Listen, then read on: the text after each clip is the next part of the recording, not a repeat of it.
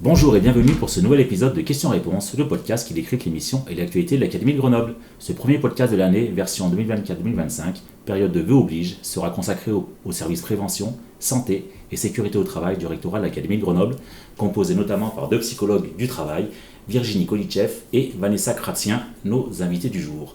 Virginie Kolitchev, Vanessa Kratien, bonjour. Bonjour. Merci de partager ce petit moment en notre compagnie. Allez, on va commencer par une question un peu légère. V2K, VK au carré, en référence à vos initiales, c'est la formule gagnante pour intégrer le service psychologie du rectorat de l'académie. On peut dire ça comme ça ? Oui, ça va très bien. On peut dire ça comme ça. Donc Virginie Kolitchev, on va commencer par vous. Vous êtes donc deux psychologues du travail au sein de l'Académie Grenoble. Quelles sont vos missions et comment sont-elles réparties ? Alors le psychologue du travail, il participe en fait à la prévention des risques professionnels et plus particulièrement les risques psychosociaux. Et en fait, nous sommes rattachés donc à la direction des ressources humaines au rectorat de Grenoble. On s'intéresse à la santé mentale des personnes, mais aussi aux conditions de travail en fait des agents. Donc notre mission, elle est de repérer et d'évaluer les risques psychosociaux en s'intéressant à l'individu, à son activité, au collectif de travail dans lequel il intervient et l'organisation du travail de manière globale, en tenant compte bien évidemment des objectifs de travail et des résultats qui sont attendus par l'employeur. Et donc c'est une approche qui est systémique, qui prend en compte la situation dans sa globalité. On peut être aussi l'interface entre la santé, le soin et l'organisation du travail. Et on travaille de manière donc étroite avec le service médico-social de l'académie, le pôle prévention de l'académie, le chargé d'égalité femmes-hommes et la chargée de mission qualité de vie, conditions de travail et prévention des RPS, ainsi que tous les acteurs en fait RH de l'académie. Voilà, d'un point de vue pratique, Vanessa Kratien est l'interlocutrice principale pour le département de la Savoie et de la Haute-Savoie. Et pour ma part, je suis l'interlocutrice pour la Drôme et l'Ardèche. Et en fait, ensuite, nous nous répartissons selon les situations, le département de l'Isère. Et le rectorat aussi. D'accord, Drôme, Ardèche, Savoie, c'est le hasard qui vous a fait avoir les postes, non ? Les affinités ? Même hasard, on va dire, hasard. Ouais, c'est ça. D'accord, une qui est plus vers le sud, une qui est plus... C'est ça. Voilà. Donc Vanessa Kratien, merci à vous maintenant. Vous avez le même profil qu'un psychologue clinicien en cabinet ou avec des parcours sensiblement identiques ? Non, on n'a pas exactement le même profil qu'un psychologue clinicien en cabinet, bien qu'on partage une formation de base similaire qui est la licence en psychologie. Cependant, dès le master, nos parcours se spécialisent. Concernant le psychologue clinicien en cabinet, lui il se concentre principalement sur l'accompagnement thérapeutique des individus en abordant des problématiques personnelles dans un cadre privé, bien que certains sujets liés au travail puissent parfois émerger dans ce cadre-là. Le psychologue du travail, comme dans notre cas, intervient dans un contexte professionnel. En effet, notre approche est centrée et orientée vers le travail et ses impacts psychologiques, ce qui nous permet de nous concentrer sur des aspects comme l'organisation du travail, les relations de travail, la prévention des risques psychosociaux, l'amélioration des conditions de travail. En fait, notre objectif, c'est de préserver et d'améliorer la santé mentale des individus dans leur environnement professionnel en utilisant des outils et des méthodes adaptées pour accompagner les équipes ou l'individu. Je pense aussi qu'il est important de souligner que la frontière entre la vie privée et la vie professionnelle, parfois elle peut être floue. En effet, une personne qui traverse des difficultés dans son environnement de travail peut aussi être affectée par des enjeux personnels. Les causes d'un mal-être peuvent être entremêlées avec des facteurs personnels qui peuvent influencer la situation professionnelle et des facteurs liés au travail qui peuvent avoir un impact sur la vie privée.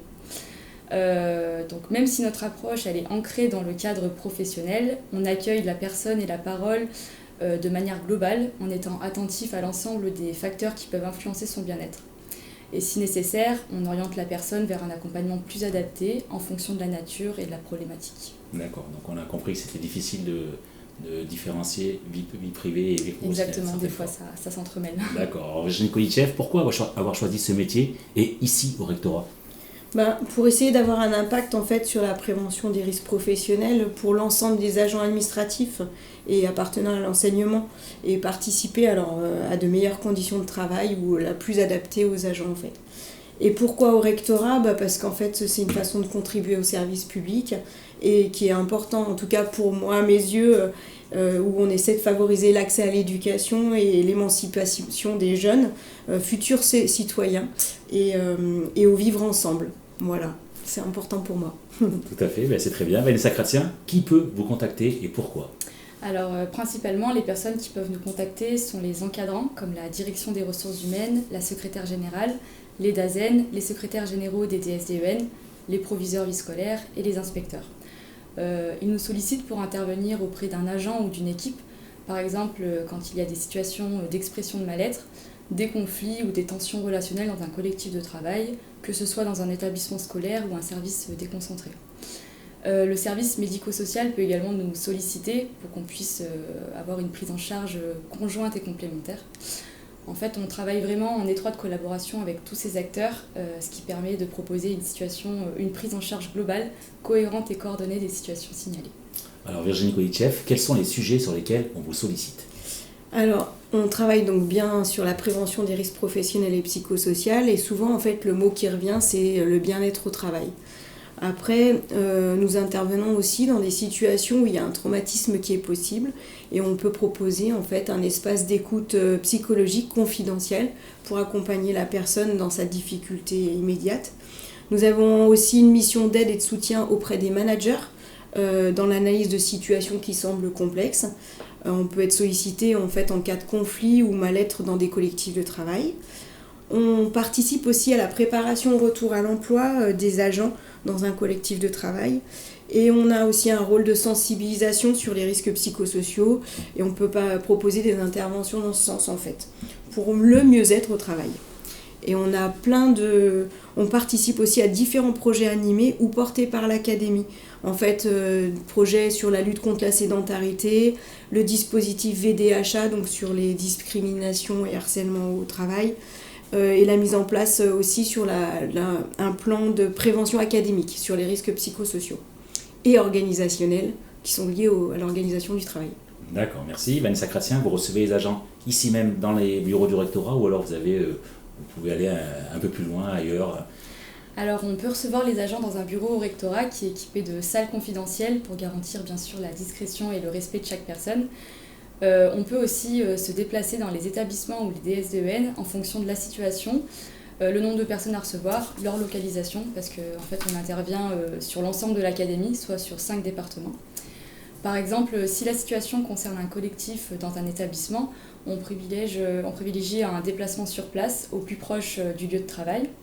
Ou encore, si la situation est individuelle et que l'agent se situe non loin du rectorat et qu'il peut se déplacer, on va l'accueillir dans une salle confidentielle dédiée au rectorat.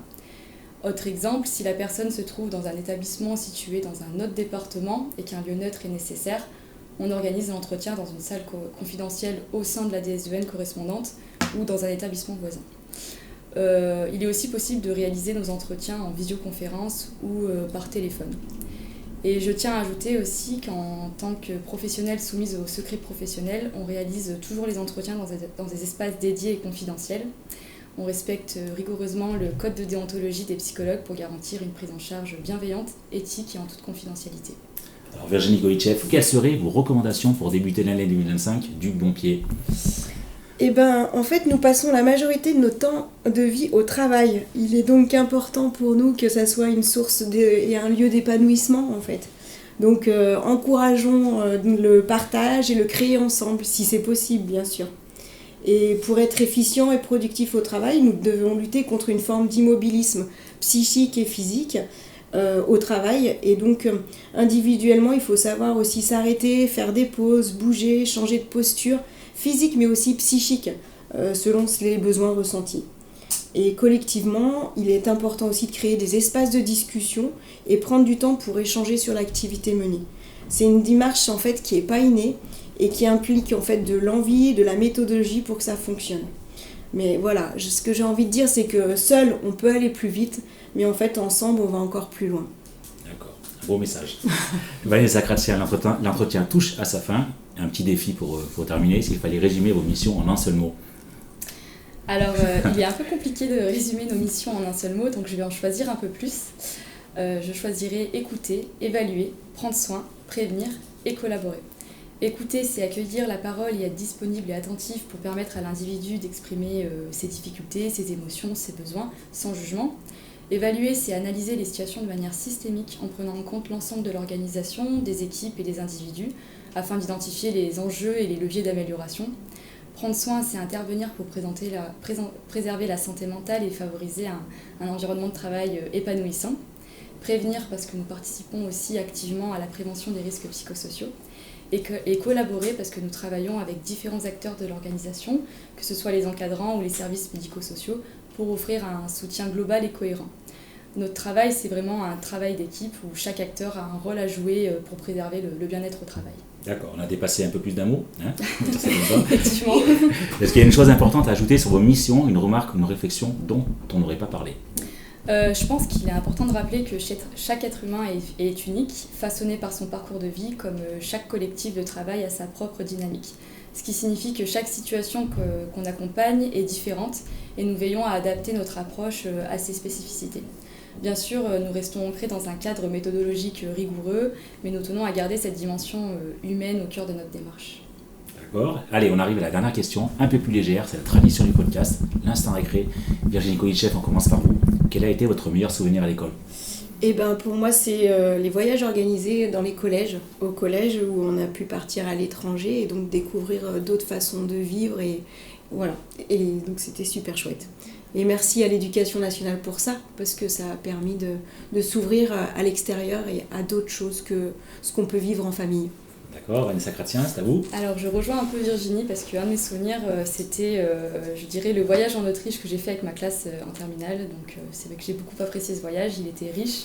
Je me rappelle surtout des 15 heures de trajet de bus, c'était un peu long, mais en soi ça faisait quand même partie de l'aventure, donc c'était quand même bien marrant. Voilà, les voyages sont la jeunesse. Exactement. On terminera là-dessus. Allez, merci Vanessa Chrétien, Virginie Kolitcheff, d'avoir pris le temps de répondre à nos questions. Les missions de psychologue du travail au sein du rectorat de l'Académie Grenoble n'ont désormais plus aucun secret pour nous. Vous pouvez retrouver cet échange sur notre chaîne YouTube. Abonnez-vous pour ne pas rater les épisodes suivants, YouTube, Instagram, LinkedIn, X. Rendez-vous très bientôt pour un prochain épisode de Questions-Réponses, le podcast de l'Académie Grenoble.